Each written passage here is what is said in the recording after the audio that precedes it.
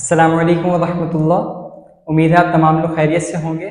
आज का lecture students as well as teachers दोनों के लिए बहुत ज़्यादा बेनिफिशियल होने वाला है।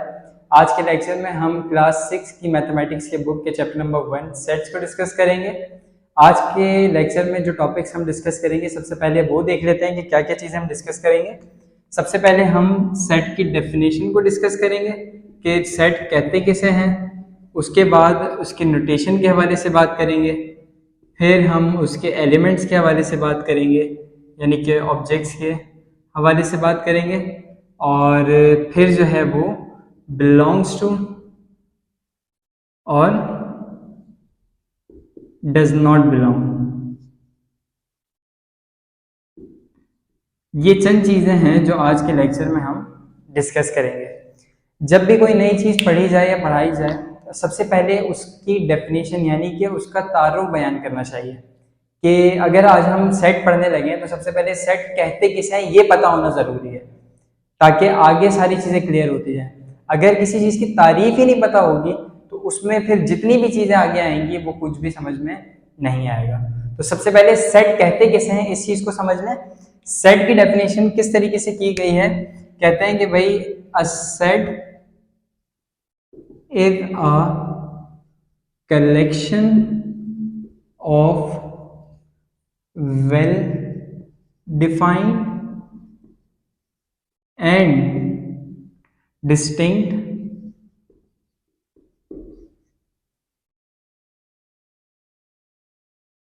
ऑब्जेक्ट्स। सेट किसे कहते हैं? ऐसे ऑब्जेक्ट्स की कलेक्शन को कि जो वेल डिफाइंड हो और डिस्टिंक्ट हो। अब यहाँ पे दो चीजें मजीद आ गई समझने के लिए।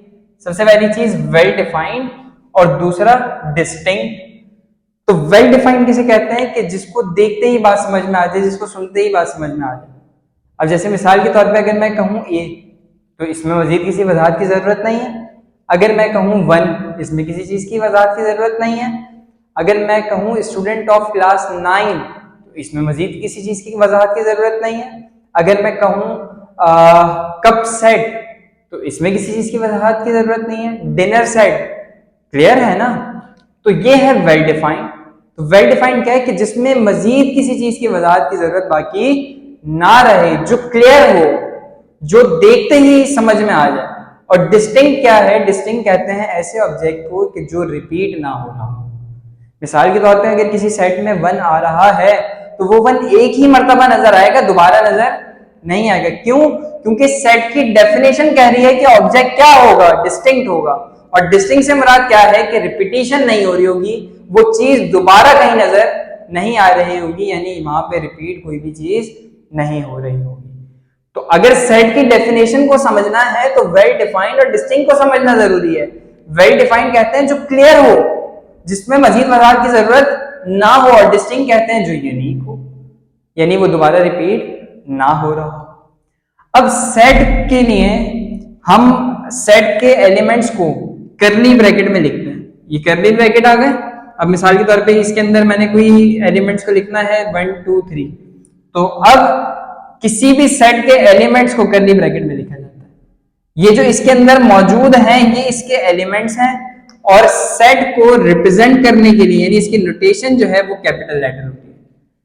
यानी अगर सेट को रिप्रेजेंट करने के लिए अल्फाबेट का इस्तेमाल कर रहे हैं तो वो कैपिटल होगा, और अगर सेट का एलिमेंट है कोई अल्फाबेट तो वो स्मॉल लेटर होगा। जैसा कि यहाँ पे आप देख सकते हैं कि सेट को रिप्रेजेंट कर रहे हैं बी से, और अंदर अगर अल्फाबेट लिखे हुए हो तो वो कैसे लिखे होंगे? वो स्मॉल लेटर्स में लिखे होंगे। रिप्रेजेंटेशन के लिए कैपिटल लेटर का इस्तेमाल होगा, और एलिमेंट लिखे जाएंगे तो वो कैसे लिखे जाएंगे? स्मॉल लेटर में लिखे जाएंगे। तो सबसे पहली चीज डेफिनेशन थी, उसके बाद नोटेशन थी, और उसके बाद एलिमेंट्स थे। तो ये तीनों चीजें हमारी हो गई कि हमने सबसे पहले डेफिनेशन समझ ली, फिर किस तरीके से किसी भी सेट को डिनोट किया जाता है, किस तरीके से उसकी नोटेशन होती है वो मैंने आपको बता दी, फिर सेट के एलिमेंट्स क्या होते हैं वो चीज भी आपको मैंने समझा दी।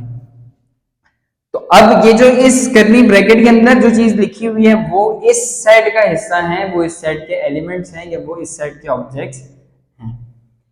तीसरी चीज, चौथी चीज क्या है हमारे पास? बिलोंग्स टू और does not belongs to. Belongs to का सिंबल क्या होता है? ये। और डज नॉट बिलोंग्स टू का सिंबल क्या है, इसी के ऊपर एक लाइन लगाते हैं। जैसे हमने शुरू से पढ़ा है कि ये इज इक्वल टू है और इसके ऊपर अगर लाइन लग जाए तो ये नॉट इक्वल टू है। तो ये इसका क्या मतलब होता है कि ये मिसाल के तौर पे अगर ये लिखा हुआ है a इज इक्वल टू 1, तो इसका मतलब है कि a is not equal to 1, a 1 के बराबर नहीं है, और इसका मतलब है कि a 1 के बराबर है। इसी तरीके से इस सिंबल का क्या काम है, ये सिंबल अगर किसी दो चीजों के दरमियान लगा हुआ नजर आए तो इसका मतलब वो एक दूसरे का हिस्सा है। मिसाल के तौर पे अगर हमारे पास लिखा हुआ है कि 1-a, तो और हमें इंतखाब करना हो यानी चूज करना हो इन दोनों में से कोई एक, तो अब कौन सा यहां पर आएगा, बिलोंग्स टू आएगा या डज नॉट बिलोंग टू आएगा। तो मेरी बात हमेशा याद रखिएगा कि ये क्या है 1। अब हमने देखना है कि क्या 1a में मौजूद है, ये है सेट a, क्या इसमें 1 नजर आ रहा है, बिल्कुल नजर आ रहा है। तो यहाँ पे कौन सा सिंबल आ गया, बिलोंग्स टू का सिंबल आ गया। अब ये क्या लिखा हुआ है 2-a, क्या 2a का हिस्सा है, अगर है तो यहाँ पे बिलोंग्स टू आएगा, और अगर नहीं है तो कौन सा आएगा, डज नॉट बिलोंग टू आएगा।